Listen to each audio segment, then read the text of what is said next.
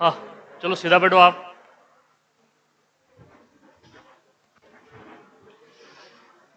हाँ चलो देखो बेटा इधर, अभी कल मैंने आपको डाल्टन एटॉमिक थ्योरी बताया है। डाल्टन एटॉमिक थ्योरी में हमने बताया था एटम के बारे में, वो रजिस्टर वगैरह सब क्लोज कर दो आप, इधर ध्यान दो आप, ठीक है। हमने डाल्टन एटॉमिक थ्योरी में देखा था कि atoms is the smallest particles of every matter which is called as the atoms. Smallest and tiny और इंडिविजुअल्स पार्टिकल्स जो रहेगा किसी भी मैटर का, चाहे वो सॉलिड हो, लिक्विड हो या फिर गैस हो, उसे हम क्या कहते हैं बेटा, एटम्स कहते हैं। दूसरी बात क्या कही थी बेटा, atoms neither be created nor be destroyed during chemical reaction. जब कोई केमिकल रिएक्शन अगर हो रही है तो उस दौरान ना तो एटम बनते हैं ना तो खत्म होते हैं। मतलब जो एटम का जो मास रहेगा वो थ्रू आउट द रिएक्शन क्या रहेगा, कांस्टेंट रहेगा, चेंज नहीं होगा उसमें। मतलब रिएक्टेंट का जितना मास होगा उतना ही मास किसका हो जाएगा बेटे, प्रोडक्ट का हो जाएगा, ठीक है। उसे हमने बोला था laws of conservation of mass. क्या बोला था, laws of conservation of mass. और उसके बाद में मैंने बोला था केमिकल रिएक्शन में कौन जाता है, एटम्स जाते हैं। Atoms undergo the chemical reaction, atoms undergo the chemical reaction, ये बात भी हम कर चुके हैं। नेक्स्ट बताया था कि जब एटम्स और मॉलिक्यूल एक डेफिनेट प्रोपोर्शन में कंबाइन होते हैं तो क्या बनाते हैं, कंपाउंड बनाते हैं। जब कंपाउंड बनता है तो कैसे बनता है बेटा, एटम्स और मॉलिक्यूल कंबाइन होते हैं in fix ratio, in fix ratio में कंबाइन होते हैं। ऐसे नहीं कि फिर उठा के कुछ भी डाल दिया हमने यहाँ पे, तो एक डेफिनेट प्रोपोर्शन में कंबाइन होके क्या बन जाता है, वहां पे कंपाउंड बन जाता है, ठीक है। ये बात भी हम डिस्कस कर चुके थे। और कल के लेक्चर में हमने स्टार्ट किया था कि एटॉमिक मास क्या होता है, या एटॉमिक मास बोलिए या एटॉमिक वेट बोलिए, क्योंकि केमिस्ट्री में बार बार बोल रहा हूं बेटा, वेट ही मास है और मास ही क्या है, वेट है। तो ठीक है, तो अब इधर देखिए मैं दोबारा से बता देता हूं, कुछ कल मैंने आपको एटॉमिक वेट बताए थे बेटा, या एटॉमिक मास बताए थे। तो दोबारा से देखिए कि एटॉमिक मास क्या होता है या एटॉमिक वेट क्या होगा, ठीक है। तो इंपॉर्टेंट है, क्योंकि अगर आपको एटॉमिक वेट समझ में आ गया तो आप बेटा मॉलिक्यूलर मास या मॉलिक्यूलर वेट निकाल सकते हो। मॉलिक्यूलर मास अगर आपको निकालते हैं तो आप वेपर डेंसिटी क्या होगी, स्पेसिफिक हीट क्या, स्पेसिफिक ग्रेविटी क्या होगी, डेंसिटी क्या होगी, ये सारी बातें आपको समझ में आएगी कि वेपर डेंसिटी होता क्या है। वो मॉलिक्यूलर वेट पे ही डिपेंड करता है, और मॉलिक्यूलर वेट पे बहुत सारी चीजें आगे डिपेंड करने वाली है, जैसे कि मोलैरिटी क्या होती है, नॉर्मेलिटी क्या होती है, फॉर्मेलिटी क्या होती है। फॉर्मेलिटी भी होता है ना, तो आप बोलेंगे कि मैंने मजाक से बोल दिया फॉर्मेलिटी, फॉर्मेलिटी भी होती है। तो वो सारी चीजें जो है बेटा एटॉमिक वेट और मॉलिक्यूलर वेट पे डिपेंड करती है। तो आप इधर देखिए कि एटॉमिक वेट और दी हम बात करेंगे किसकी, एटॉमिक वेट की। इधर देखो बेटा, कल भी बताया था, आज दोबारा से बता रहा हूं कि एटॉमिक वेट क्या होता है। तो इधर देखिए आप, व्हाट इज एटॉमिक वेट, और यह हमने कहा है उसे that is atomic mass. Atomic mass बोलेंगे या एटॉमिक वेट बोलेंगे। अब मैं ये नहीं कह रहा हूं कि that is the number of proton and the number of neutron which is called as the atomic weight, वो बात अलग है।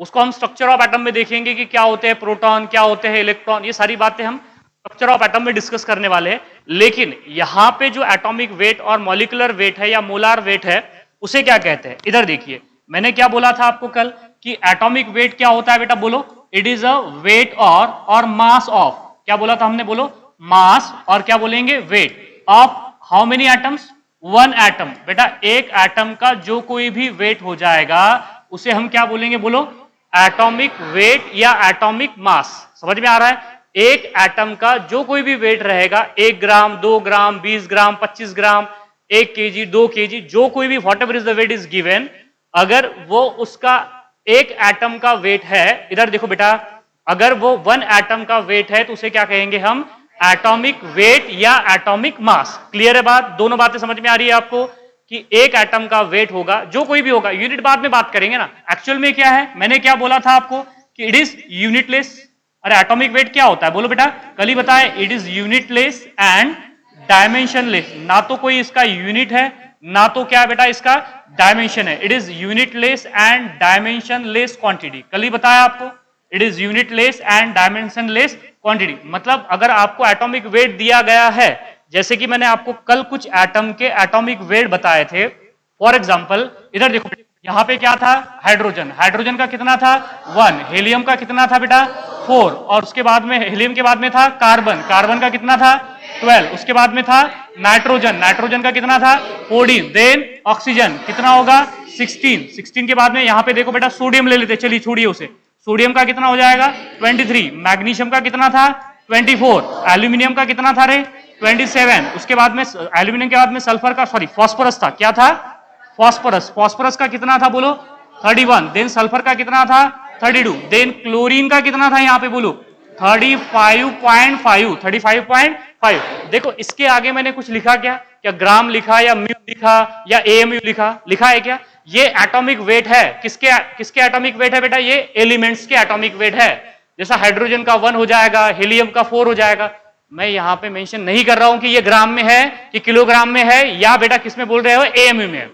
यहां पे हमने यूनिट नहीं लिखना है, गड़बड़ हो जाएगी बेटा। अगर आपसे पूछा जाएगा कि एटॉमिक मास को किस में मेजर करते हैं, तो बेटा ना तो इसका मेजर करते हैं, लेकिन इसका कोई यूनिट नहीं है और कोई डायमेंशन भी नहीं है। क्लियर है बात? समझ में आया? मास ऑफ वन एटम और वेट ऑफ वन एटम, उसे क्या बोलेंगे बोलो?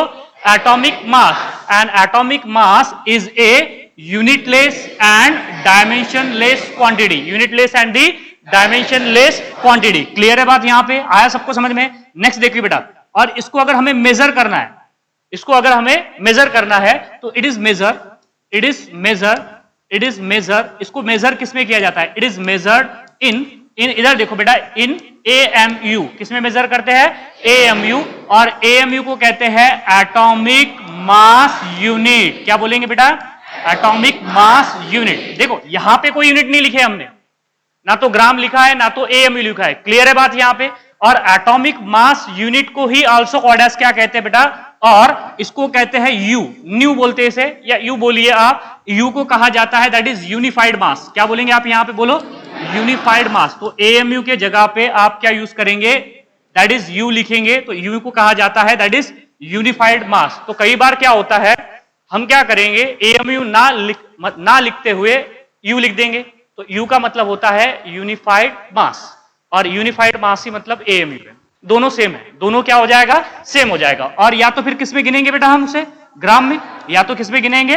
ग्राम में। बात समझ में आ गई? तो एटॉमिक वेट और एटॉमिक मास किस में मेजर किया जाता है? एएमयू में। एएमयू बोले तो एटॉमिक मास यूनिट बोलना पड़ेगा, आप चुपचाप बैठने के लिए नहीं है यहाँ पे। एटॉमिक मास यूनिट या फिर यू को क्या कहते हैं? यूनिफाइड मास। यूनिफाइड मास। और किस में गिना जा सकता है? ग्राम में। मैं बताऊंगा आपको कि 1 ग्राम इज इक्वल टू कितना एएमयू होता है या 1 एएमयू इज इक्वल टू कितना ग्राम होता है, बाद में बात करेंगे। लेकिन ये 3 बातें क्लियर है सबको? यहाँ पे आ गया सबको समझ में? मैं यहाँ पे कुछ एलिमेंट्स के आपको एटॉमिक वेट भी बता चुका हूं, कल के लेक्चर में भी बताया है, आज भी बता रहा हूं बेटा। इधर देखिए आप, हाइड्रोजन का 1 है, हीलियम का 4 है, सल्फर का 32 है, क्लोरीन का 35.5 है ये। ठीक है, इसे थोड़ा सा करेक्ट कर देते हैं, मतलब अच्छे से लिख देंगे, ऐसा नहीं चलेगा ये। तो इधर देखिए बेटा, हमने बोला है कि क्लोरीन का कितना है? That is 35.5। और एक और लिखा था मैंने यहाँ पे सिल्वर का क्या लिखा था बेटा? बोलो यहाँ पे 108। आ रहा है सबको समझ में? ये एटॉमिक वेट, कम से कम आपको इतने एटॉमिक वेट याद करने पड़ेंगे। आ रहा है सबको समझ में बेटा? समझ में कि कोई बात नहीं, यहाँ पे सिर्फ कुछ बातें याद भी करनी पड़ती है। समझने का जैसे अंडरस्टैंडिंग का आ जाएगा तो आपको समझ में आने लगेगा। नहीं समझ में आया तो बेटा हम तो है ही यहाँ पे। ठीक है, तो अब देख लीजिए, हमने कल क्या कहा था बेटा? कि जब ये एटम है, अगर ये जो एटम्स है, अगर ये कंबाइन हो जाए, ये क्या हो जाए बोलो? कंबाइन हो जाए, तो क्या बना देंगे? मॉलिक्यूल्स बना देंगे। ये तो कल के लेक्चर भी बताया मैंने आपको। समझ में आया या नहीं आया? जब 2 या 2 से ज्यादा एटम्स कंबाइन होंगे तो क्या बना देंगे? मॉलिक्यूल्स। अगर मॉलिक्यूल्स कंबाइन हो गए तो क्या बना देंगे बेटा? मैटर बना देंगे। अब वो मैटर आपको पता है, या तो सॉलिड होगा, लिक्विड होगा, या फिर क्या हो जाएगा? गैस हो जाएगा। समझ में आ गई बात यहाँ पे? इधर देखो बेटा, एटम्स अगर कंबाइन हुए तो क्या बनेंगे? मॉलिक्यूल्स। मॉलिक्यूल्स कंबाइन हो गए तो क्या बनेगा? मैटर। अब आपको यह भी पता है कि मॉलिक्यूल एक एटम का भी हो सकता है। पता है या नहीं पता है? मैंने क्या बोला था? मॉलिक्यूल क्या एक एटम का हो सकता है? हो सकता है। मॉलिक्यूल 2 एटम का हो सकता है? हो सकता है। लेकिन एक एटम का भी मॉलिक्यूल हो सकता है। तो मैंने मॉलिक्यूल की जो डेफिनेशन है वो आपको क्या बताई थी बेटा? बोलो यहां से मैंने बोला था, it is a molecule is the atoms, या क्या होगा बेटा? एटम होगा, या फिर क्या होगा बोलो बेटा? ग्रुप ऑफ एटम होगा। ग्रुप ऑफ एटम होगा, या तो एक सिंगल एटम भी हो सकता है, या तो क्या हो सकता है? ग्रुप ऑफ एटम भी हो सकता है। That exist freely. अगर सिंगल एटम भी एग्जिस्ट अगर फ्रीली कर रहा है तो उसे भी हम क्या बोलेंगे? मॉलिक्यूल बोलेंगे।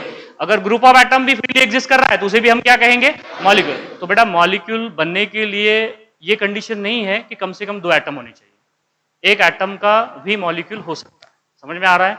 एक सिंगल एटम का भी मॉलिक्यूल हो सकता है, बस शर्त यह है कि वो फ्रीली एग्जिस्ट करना चाहिए, वो नेचर में एग्जिस्ट करना चाहिए। हाँ, अगर वो एकलौता एक एग्जिस्ट नहीं करेगा तो हम उसे मॉलिक्यूल नहीं कहेंगे। अगर सिंगल एटम अगर नेचर में एग्जिस्ट फ्रीली करता है तो तब आप उसे क्या बोलेंगे?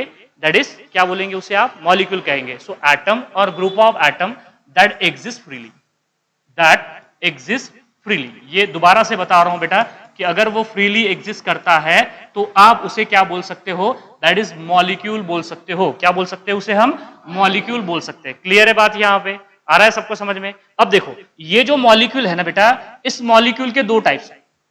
इधर देखिए आप, ये जो मॉलिक्यूल है, इस मॉलिक्यूल के कितने टाइप है? दो टाइप है। एक होते हैं होमो एटॉमिक और एक होते हैं हेटेरो एटॉमिक। ये समझ लीजिए पहले। यहां पे देखो बेटा, हमने क्या बोला कि ये जो मॉलिक्यूल है, इस मॉलिक्यूल के दो टाइप्स हैं। मॉलिक्यूल के कितने टाइप है? दो टाइप। पहले होते हैं दैट इज होमो एटॉमिक। क्या हो जाएंगे? बोलो, होमो एटॉमिक। और दूसरे क्या हो जाएंगे? Hetero atomic. ये बात तो समझ में आ रही है कि एक एटम भी मॉलिक्यूल हो सकता है। तो मॉलिक्यूल में दो टाइप के मॉलिक्यूल है, एक है होमो एटॉमिक और एक क्या हो जाएगा बेटा? Hetero atomic. Hetero atomic, hetero atomic. अब मुझे एक बात बताइए, हेटेरो एटॉमिक और होमो एटॉमिक, होमो का मतलब क्या होता है? सेम। और हेटेरो का मतलब क्या होता है? डिफरेंट। अगर कोई मॉलिक्यूल सिर्फ एक ही टाइप के एटम से मिलकर बना हुआ है, कोई मॉलिक्यूल सिर्फ एक ही टाइप के एटम से मिलकर बना है तो उसे कहते हैं होमो एटॉमिक। आ रहा है समझ में? अगर एक मॉलिक्यूल दो या दो से ज्यादा एटम से मिलकर बना है तो उसे कहते हैं हेटेरो एटॉमिक। दोबारा से सुनो बेटा, जर मॉलिक्यूल एकाच टाइपच्या एटम मिळून बनलेला आहे, त्याच्यामध्ये सगळे एटम सेम, कोणताही डिफरंट एटम नाही, जसं की हायड्रोजन तो हायड्रोजनस, नायट्रोजन तो नायट्रोजनस, फॉस्फरस तो फॉस्फरस, दुसरा कोणता तिसरा एटम राहणार नाही याच्यामध्ये, त्याला काय म्हणू आपण? होमो एटॉमिक मॉलिक्यूल। हाँ, एक मॉलिक्यूल आहे, त्याच्यामध्ये एकापेक्षा जास्त एटम्स आहेत, एक कार्बन आहे, एक हायड्रोजन आहे, एक कार्बन आहे, एक ऑक्सिजन आहे, एक नायट्रोजन आहे, दुसरा ऑक्सिजन आहे, असं जर असेल दिसेलच तुम्हाला। दोन किंवा दोनपेक्षा डिफरंट एटम जर असतील त्याच्यामध्ये तर त्याला काय म्हणू आपण? Hetero atomic. सेम एटमनी मिळून बनलेला असेल तर त्याला काय म्हणू आपण? होमो एटॉमिक। समजलं का? लिहून देऊ याच्यामध्ये लक्ष द्या तुम्ही। जर मॉलिक्यूल बेटा सेम एटमनी मिळून बनलेला आहे तर त्याला काय म्हणू? होमो atomic. So that is homo atomic molecules is made up of same types of atom, same types of atom, same types of atom. Same types of atom से मिलकर बना है तो होमो एटॉमिक।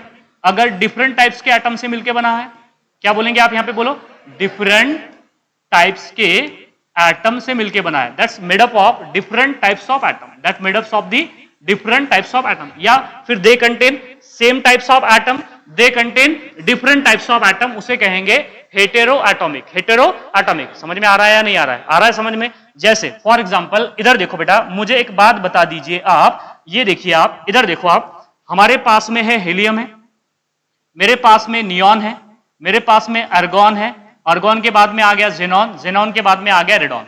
देखो एक ही एटम है, एक ही एटम है ना। अरे यहाँ पे He2 लिखा है क्या? He3 लिखा है क्या? तो सिर्फ He लिखा है ना, तो He का कितने एटम है? एक ही एटम है। एग्जिस्ट करता है या नहीं करता है फ्रीली? कि किसी के सहारे की जरूरत है उसे कि नहीं मैं अकेला तो नहीं रहना चाहूंगा, किसी और मुझे चाहिए, मुझे किसी और के साथ में, ऐसा कुछ है क्या उसका? नहीं बेटा, एक लौता एग्जिस्ट कर सकता है तो मॉलिक्यूल कहेंगे उसे। उसे क्या कहेंगे? मॉलिक्यूल। अब मुझे एक बात बताइए, हीलियम का जो मॉलिक्यूल है कितने एटम से मिलकर बना हुआ है? हेलियमचा जो मॉलिक्यूल आहे तो किती एटम मिळून बनलेला आहे रे? एकाच एटम मिळून बनलेला आहे ना, तर त्याला म्हणतात मोनो एटॉमिक मॉलिक्यूल। त्याला काय म्हणतात? Mono atomic molecule. समजलं का? समजून आलं की नाही समजून आलं? जो मॉलिक्यूल बेटा जेवढा एटम मिळून बनलेला असतो त्याला त्याची एटॉमिसिटी म्हणतात। जर मॉलिक्यूल एका एटमनी मिळून बनलेला आहे तर त्याला मोनो एटॉमिक म्हणतात, दोन एटम मिळून बनलेला आहे तर त्याला डायटॉमिक म्हणू आपण, आणि तीन एटमला मिळून बनलेला असेल तर ट्रायटॉमिक। तर हेलियम झाला, नियॉन झाला, आर्गॉन झाला आणि क्रिप्टॉन आणि झेनॉन होमो एटॉमिक आहे की सॉरी होमो एटॉमिक तर आहे? होमो एटॉमिक आहे ना बेटा, एकाच टाइपचे एटम मिळून बनलेला आहे, त्याला म्हणू काय म्हणू आपण? होमो एटॉमिक। का हेलियम मध्ये का हेलियमच्या व्यतिरिक्त दुसरा कोणता एटम टाकला का याच्यामध्ये? ऑक्सिजन टाकला का आपण किंवा फ्लोरीन टाकला का बेटा? नाही ना, तो होमो एटॉमिक तर झाला, परंतु तो एकाच एटम मिळून बनलेला है। अरे समझ में आ रहा है या नहीं आ रहा है? समझ में आ रहा है ना बेटा? अगर वो एक ही एटम से मिलके बना हुआ है तो उसे कहते हैं दैट इज मोनो एटॉमिक। क्या बोलेंगे?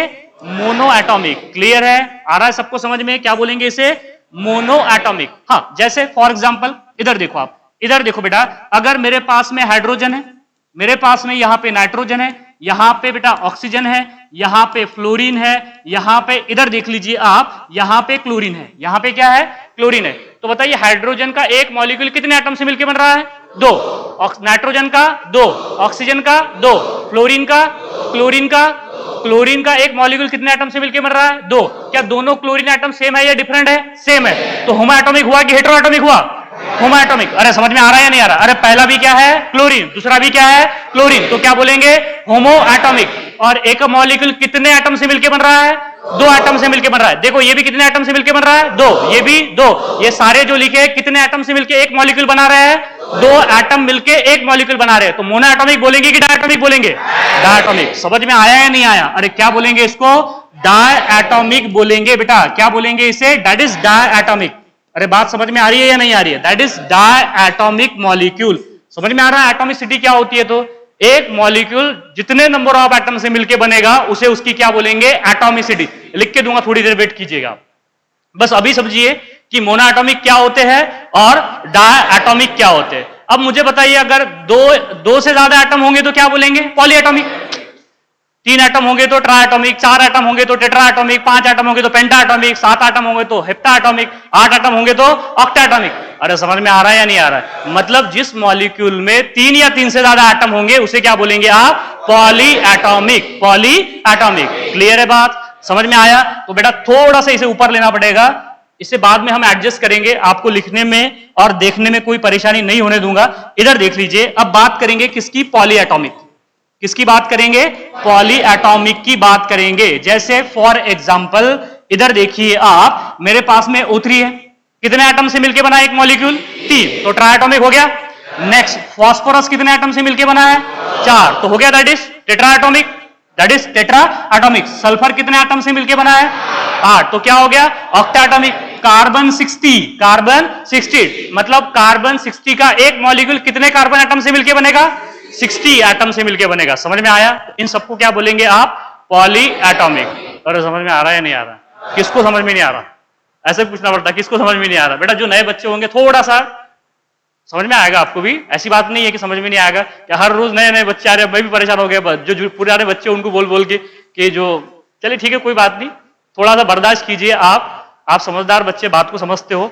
चलिए इधर देखिए अब, तो मोनो एटॉमिक क्या हो गए, डायटॉमिक क्या हो गए, ट्राई एटॉमिक क्या हो गए, या पॉली एटॉमिक्स क्या हो गए। ठीक है, इसे एटॉमिसिटी कहते हैं। मैं लिख दूंगा लास्ट में कि एटॉमिसिटी क्या होती है। और एटॉमिसिटी अगर आपको मॉलिक्यूल दिया जाए तो आप एटॉमिसिटी कैसे निकालेंगे, इस पर भी बात करेंगे अपन। ठीक है, इधर देखिए, अब बात करते हैं हेटेरो एटॉमिक की। हेटेरो एटॉमिक तो समझ में आ गया होगा आपको कि अब 2 या 2 से ज्यादा डिफरेंट एटम्स होंगे तो तभी हेटेरो एटॉमिक होगा। तो बताइए मुझे, क्या हेटेरो एटॉमिक एक एटम का हो सकता है? दोबारा से सुनो, आराम से बोलता हूं बेटा। हेटेरो एटॉमिक समझ में आ रहा है ना, हेटेरो एटॉमिक में 2 या 2 से ज्यादा डिफरेंट एटम्स होंगे, 2 या 2 से ज्यादा क्या होंगे, डिफरेंट एटम। अब कम से कम तो 2 एटम लगेंगे ना, तो क्या हेटेरो एटॉमिक एक एटम का हो सकता है क्या? नहीं हो सकता। का हेटेरो एटॉमिक मॉलिक्यूल एक एटम का होगा क्या बेटा? नहीं होगा ना, कम से कम 2 लगेंगे ना, कम से कम क्या लगेंगे, 2 लगेंगे। जैसे फॉर एग्जांपल इधर देखिए आप, जैसे मेरे पास में है CH4, होमो एटॉमिक है कि हेटेरो एटॉमिक है? Hetero atomic. मोनो एटॉमिक है कि पॉली एटॉमिक है? Poly atomic. मतलब हेटेरो एटॉमिक जो रहेगा हमेशा पॉली एटॉमिक रहेगा, एक एटम का कैसा हेटेरो एटॉमिक रहेगा रे? अरे समझ में आ रहा है या नहीं आ रहा है? वो तो मोनो एटॉमिक हो जाएगा ना यार, एक ही एटम होगा तो कम से कम बेटा इसमें 2 या 2 से ज्यादा एटम्स होंगे तभी तो हेटेरो बनेगा, अदरवाइज हेटेरो नहीं बनेगा। समझ में आया? So that is the hetero atomic. क्या बोलेंगे इसे? Hetero atomic. जैसे कि for example N2O homo atomic है कि हेटेरो एटॉमिक है? Hetero atomic. अरे 2 नाइट्रोजन के एटम है, एक क्या है? ऑक्सीजन का एटम। क्या सारे एटम सेम है क्या यहाँ पे? नहीं है बेटा। ठीक है, जैसे कि फॉर एग्जांपल और क्या बोल सकते हो आप? CO2। जैसे कि आप बोल सकते हैं कार्बन मोनोऑक्साइड। जैसे फॉर एग्जांपल ये देख लीजिए आप, CH3 बॉन्ड COOH, इसे हम क्या कहते हैं? Acetic acid. क्या बोलते हैं बेटा इसे? Acetic acid. आपने विनेगर तो सुना होगा ना रे, विनेगर खाने पीने की चीजें में इस्तेमाल करते हैं विनेगर, आपको पता है? जो जिसे क्या बोलते हैं? विनेगर या सिरका बोलते हैं, उसे क्या बोलते हैं? सिरका बोलते हैं। पता होगा, सिरका तो पता ही होगा आपको। So that is Apple cider vinegar. आता है कि नहीं? कलरलेस होता है वाटर की तरह, थोड़ा टेस्ट उसका खट्टा होता है, खट्टा तीखा होता है। ठीक है, तो ये होता है that is hetero atomic. Hetero atomic दिख रहा है ना? इसमें कार्बन कितने हैं? बरोबर देख रहे हो, गलती से नहीं बोलना। ठीक है, 1 और ये 2 कार्बन हो गए। 4 हाइड्रोजन हो गए, 2 ऑक्सीजन हो गए। समझ में आ रहा है? डिफरेंट एटम्स और ग्रुप ऑफ एटम से मिलकर बना हुआ है। अगर डिफरेंट एटम से मिलकर बना है तो क्या बोलेंगे आप? Hetero atomic. और हेटेरो एटॉमिक क्या होगा बेटा? Poly atomic. उसमें मोनो एटॉमिक एग्जिस्ट करेगा क्या? नहीं करेगा। समझ में आया? क्लियर है? मॉलिक्यूल जो है एक एटम भी हो सकता है, एक से ज्यादा एटम भी हो सकते हैं, उसे हम क्या कहेंगे? मॉलिक्यूल के 2 टाइप है, एक है होमो एटॉमिक, दूसरा है हेटेरो एटॉमिक। होमो एटॉमिक जो रहेंगे वो सेम टाइप के एलिमेंट से मिलकर बने होंगे, हेटेरो एटॉमिक डिफरेंट टाइप्स के एलिमेंट से मिलकर बने होंगे। होमो एटॉमिक में मोनो एटॉमिक भी होता है, डायटॉमिक भी होता है और पॉली एटॉमिक भी होता है। लेकिन हेटेरो एटॉमिक में क्या होगा? Poly atomic. दिख रहा है ना साफ साफ आपको कि सारे के सारे क्या है बेटा? पॉली एटॉमिक है। सारे के सारे क्या है? Poly atomic. अरे फास्ट हो रहा है क्या रे? फास्ट लग रहा है क्या कि फास्ट बोल रहा हूं करके मैं? बेटा आपको लग रहा है कि फास्ट हो रहा है करके, नहीं तो हम गियर कम कर सकते, ठीक है?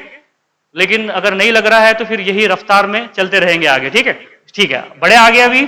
चलो अब बात करते हैं कि व्हाट इज एटॉमिसिटी, क्या होता है? What is atomicity? देखो अब एटॉमिसिटी क्या होता है? एटॉमिसिटी, एटॉमिसिटी निकाल के बताता हूं आपको, एकदम से समझ में आ जाएगा। एटॉमिसिटी क्या होता है? इधर देखिए आप, that is the number of atom, number of atom present, number of atom present in one molecule. How many molecules? One molecule. बेटा एक मॉलिक्यूल में कितने नंबर ऑफ एटम्स प्रेजेंट है उसको क्या बोलेंगे? उसकी एटॉमिसिटी। एक मॉलिक्यूल में अगर 2 एटम मौजूद है तो उसकी एटॉमिसिटी कितनी हो जाएगी? 2 हो जाएगी। एक मॉलिक्यूल मध्ये बेटा 3 एटम प्रेझेंट आहे तर त्याची एटॉमिसिटी किती होणार? 3. एका मॉलिक्यूल मध्ये जर तुम्हाला एक मॉलिक्यूल देऊन दिला आणि तुम्हाला म्हटलं त्याची एटॉमिसिटी सांगा, तुम्ही सांगू शकता बेटा. त्यासाठी एक फॉर्म्युला सुद्धा आहे एटॉमिसिटी काढण्याचा, मी तुम्हाला सांगू. इकडे पहा, दॅट इज एटॉमिसिटी कशी काढतात म्हणजे नंबर ऑफ एटम पर मॉलिक्यूल, नंबर ऑफ मॉलिक्यूल पर number of atoms per molecule. जैसा इच्यामध्ये पाहतो मी, तुम्हाला एकदम से समझ में आएगा आपको. तो क्या होता है, लगातार थोड़ा मराठी बोलने में परेशानी नहीं होती, लेकिन क्या हो जाता है उसके बाद में हिंदी आ जाता है. तो चलिए ठीक है, मैं आपके बैच में मैं आपको एक बात बताता हूँ. आपके बैच में जितना मराठी बोल रहा हूँ ना बेटा, मैं आज तक बोला भी नहीं इतना नहीं बोला हूँ. मैं लगातार हिंदी में बोलता हूँ, सबको मैक्सिमम लोगों को समझ में आता है. लेकिन कुछ बच्चों को लगता है कि मैंने मराठी में बोलना चाहिए, तो वो भी दुखी नहीं होना चाहिए, तो उनके लिए भी बोल रहा हूँ. ठीक है, तो इधर देखिए, ऐसी कोई बात नहीं है. चलिए इधर देखिए, अब number of atoms per molecule, number of atoms per molecule which is called as the atomicity of that molecule. ठीक है, अब जैसे कि मेरे पास में एक मॉलिक्यूल है, इधर देखो बेटा, ये है Al2O3. क्या है? Al2. एक मॉलिक्यूल है कि 2 मॉलिक्यूल है? एक ही मॉलिक्यूल है ना यार. इसके आगे 1 लिखा हुआ है क्या? नहीं है, मतलब है ना उसके आगे 1 लिखा हुआ. मैं 2 लिखूंगा तो अब 2 हो जाएगा ना, वो समझ में आया? उसके आगे कुछ नहीं है तो 1 ही है ना. अब मुझे एक बात बताइए, यहां पे इसमें नंबर ऑफ एटम्स दिख रहे हैं आपको? एल्यूमिनियम के कितने एटम्स है? 2. ऑक्सीजन के कितने एटम्स है? टोटल नंबर ऑफ एटम्स कितने हो गए? 5. तो इसकी एटॉमिसिटी कितनी होगी? 5. अरे समझ में आया नहीं आया? देखो ना बेटा, अब इसकी जो एटॉमिसिटी है, एटॉमिसिटी कैसे निकालते हैं? Atomicity which is equals to number of molecule, कि नंबर ऑफ मॉलिक्यूल कितने हैं? इधर देखो बेटा, नंबर ऑफ मॉलिक्यूल इनटू क्या करना है? उसको मल्टीप्लाई करना है number of atoms, into number of atoms, number of atoms. तो आप निकाल सकते हो, दैट इज एटॉमिसिटी. अब देखो यहां पे, देखो आप यहां पे अगर इसकी एटॉमिसिटी निकालनी है तो मॉलिक्यूल कितना है? यहां पे 1 है. मॉलिक्यूल कितना है? 1 है. और एक मॉलिक्यूल में कितने एटम है? 5. तो टोटल एटॉमिसिटी कितनी होगी उसकी? 5. अब किसी भी मॉलिक्यूल, अगर आपको यहां पे 2 दिए गए तो 2 से मल्टीप्लाई करो, 3 दिए गए तो 3 से मल्टीप्लाई करो, 10 दिएगा तो 10 से मल्टीप्लाई करो. अरे समझ में आ रहा है या नहीं आ रहा है? चलिए अब आपको थोड़ा सा एग्जाम्पल पूछ ही लेता हूं कि बताइए इसकी एटॉमिसिटी कितनी होगी करके. ठीक है, इधर देखिए आप, मजा आएगा आपको. एक एग्जाम्पल देता हूं बेटा, बताइए इसकी एटॉमिसिटी कितनी होगी? That is K4FeCN6, K4FeCN6. बस बता दीजिए इसमें नंबर ऑफ एटम्स कितने हैं. गिनो, अच्छे से गिनो. आप गिनती आती है ना आपको, 1 2 3, तो बेटा वो गिनो आप, इसमें टोटल नंबर ऑफ एटम्स कितने हैं? 11 हो जाएंगे. चेक करते हैं 11 है कि 12 है कि 13 है.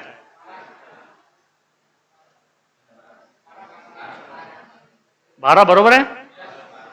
ठीक है, देखते हैं अब. और क्या हो, कितने एटम्स हो गए बेटा? देखो पहली बात तो इसमें पोटेशियम है, इसमें आयरन है, इसमें कार्बन है, नाइट्रोजन है. और ये जो कार्बन और नाइट्रोजन को ब्रैकेट, ये 6 जो है ये पूरा मल्टीप्लाइड है, ये पूरा उसको मल्टीप्लाइड है. तो बोलो क्या होगा? 17 हो जाए. क्यों 12 17 हो गए क्या? हाँ, चलो इधर देखो, मुझे एक बात बताइए, पहले इस ब्रैकेट में क्या एटम्स को गिनेंगे? कार्बन है और नाइट्रोजन है, और बाहर क्या लिखा हुआ है? 6. मतलब कार्बन भी 6 है और नाइट्रोजन भी 6 है, तो 6 और 6 कितने हो गए? 12 हो गए। 12 ये तो 12 हो गए। यहां पे ये कितने हो गए? 13 और ये पोटेशियम 4 है तो कितने हो गए? तो एटॉमिसिटी कितनी हो गई? 17। आगे कैलकुलेट करते हुए, अरे यार इसकी एटॉमिसिटी आ गया सबको समझ में, that is the number of atom पर मॉलिक्यूल इज इक्वल टू कितनी हो जाएगी?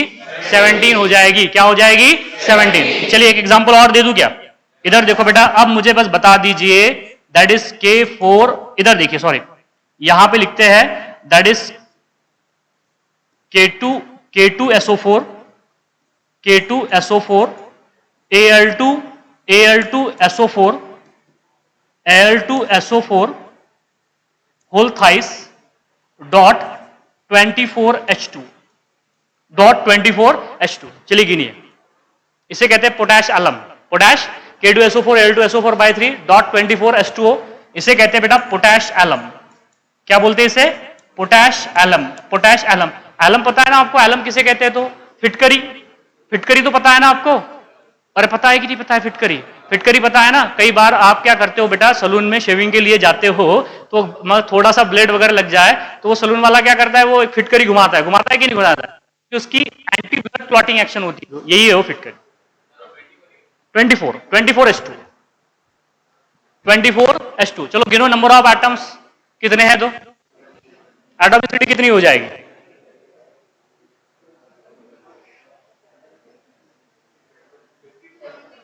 — 72 हो रही है। ठीक है, देखते हैं, बस गिनती करना है आपको।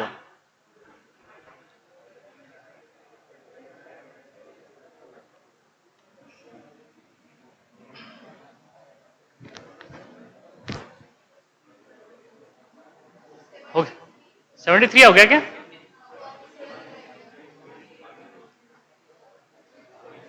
हो गया क्या? और बाकी लोग बेटा गिनो, आप गिनती तो आती है ना, 1 2 3 4, वही गिनना है आपको। हाँ 30 105, हाँ 105। ठीक है, मुझे एक बात बताइए, चलिए इसमें गिनो पहले, सबसे पहले कितने एटम्स हैं? 2 और ये 3 और 4 7 हो गए। चलो ठीक है, 7 लिख दिया। अब चलो इसमें गिनो बोला, ये 2 एल्यूमिनियम है, 2 एल्यूमिनियम है, 3 क्या है? सल्फर। 2 और 3 कितने हो गए? 5।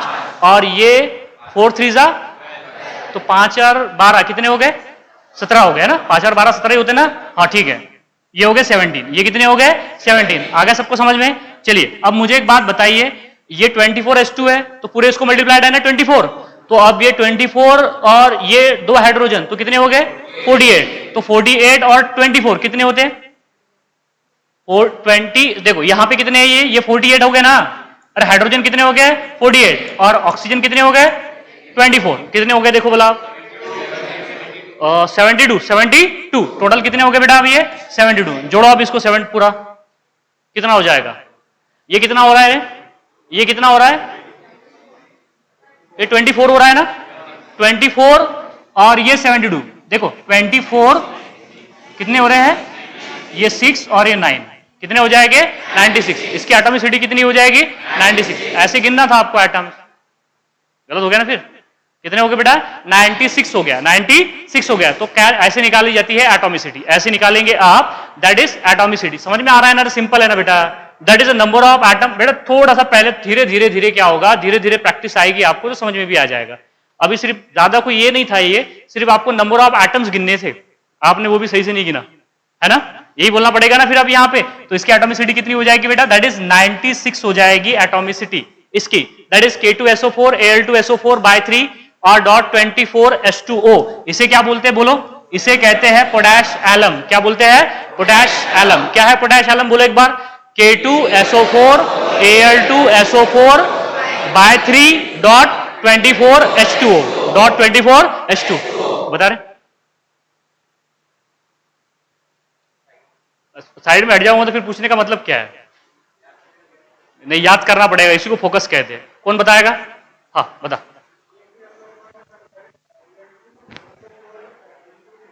बाय 3 बोलते हैं उसको।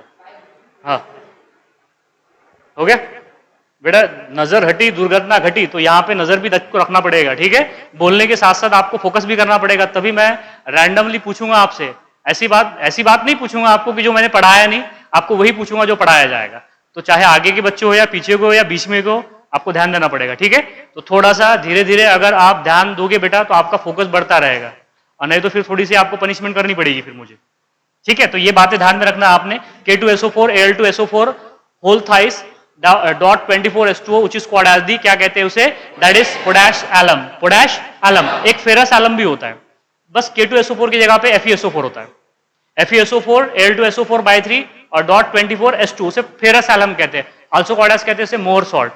देखेंगे आप में बाद में क्या होता है। तो बात समझ में आ गई।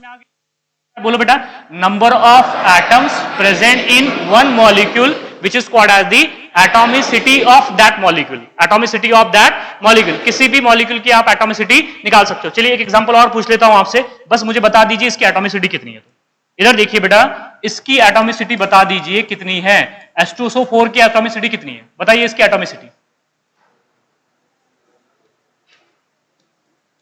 कितनी है रे। एटोमिसिटी 7 है, सबको समझ में आ गया, कितनी हो जाएगी 7। चलिए इसकी बता दीजिए मुझे क्या होगी। H3PO4, हाँ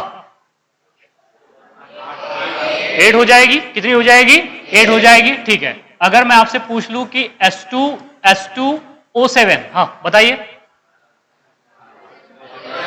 11 हो जाएगी, क्या हो जाएगी बेटा 11 हो जाएगी, ठीक है। और क्या कर सकते हैं यहाँ पे, इधर देखो बेटा, और हम यहां पे ले सकते हैं दैट इज H2PO2। चलिए H2PO2 ले लिया, इसकी बताइए कितनी हो गई 5 होगी, कितनी होगी 5 होगी। चलिए इसकी बताइए एटोमिसिटी कितनी होगी। C6H12O6, देखा तो है, C6H12O6 ग्लूकोज कितनी होगी 12 और 12 24, देखो ना 6 + 12 18, 18 + 6 24, हो गया 24, कितनी हो जाएगी बेटा 24। ये देखो C12H22O11, इसे कहते हैं बेटा सुक्रोज। क्या बोलते हैं इसे, सुक्रोज। मतलब जो शुगर आप घर में खाते, केन शुगर, समझ में आ रहा है ना। अरे शक्कर, आप शक्कर की चाय बनाते हो कि नहीं बनाते हो, या शक्कर की बहुत सारी चीजें, मीठी चीजें बनाते हो आप खाने के लिए, ठीक है ना। तो बेटा वो है दैट इज सुक्रोज। क्या फॉर्मूला उसका, C12H22O11, C12H22O11। बताइए कितनी एटोमिसिटी 45 है, सही है, दैट इज 45। क्या हो जाएगी 45। इधर देखिए आप, ये 45। चलिए इधर देखिए, ये बताइए इसकी एटोमिसिटी बता दीजिए क्या होगा। C2H5 bond OH, C2H5 bond OH, कितनी होगी एटोमिसिटी, कितनी होगी 9 होगी, कितनी हो जाएगी बेटा 9 हो जाएगी। अरे सबको समझ में आया या नहीं आया, आ गया सबको समझ में। अब तो बच्चों को समझ में आ गया होगा कि एटोमिसिटी क्या होती है करके। The number of atoms present in one molecule which is called as the atomicity of that molecule, atomicity of that molecule. Atomic weight समझ में आया है, कितने एटम का वेट बोले तो एटॉमिक वेट, एक एटम का वेट बोले तो एटॉमिक वेट। और एटॉमिक वेट हम किस में मेजर करते हैं, ग्राम में, AMU में, या यूनिफाइड मास में। एक्चुअली यूनिटलेस और डायमेंशनलेस क्वांटिटी है, क्लियर है बात। यहाँ पे बाद में एटम्स मिलके क्या बनाते हैं, मॉलिक्यूल, और मॉलिक्यूल मिलके क्या बनाते हैं, मैटर। और मॉलिक्यूल जो है वो कितने टाइप के होते हैं, 2। पहला होता है होमोएटॉमिक, बोलना पड़ेगा आपको क्या होता है, होमोएटॉमिक। दूसरा क्या होता है, हेटेरोएटॉमिक। समझ में आया। होमोएटॉमिक में मोनोएटॉमिक, डायटॉमिक, पॉलीएटॉमिक, और हेटेरोएटॉमिक में पॉलीएटॉमिक ही होगी। क्या होगे, पॉलीएटॉमिक। कल के लेक्चर में बात करेंगे कि मॉलिक्यूलर वेट क्या होता है। देखो एटम्स का वेट एटॉमिक वेट, मॉलिक्यूल का वेट मॉलिक्यूलर वेट। समझ में आया। कल के लेक्चर में जाना नहीं है, अभी बस मुझे 1 मिनट दी।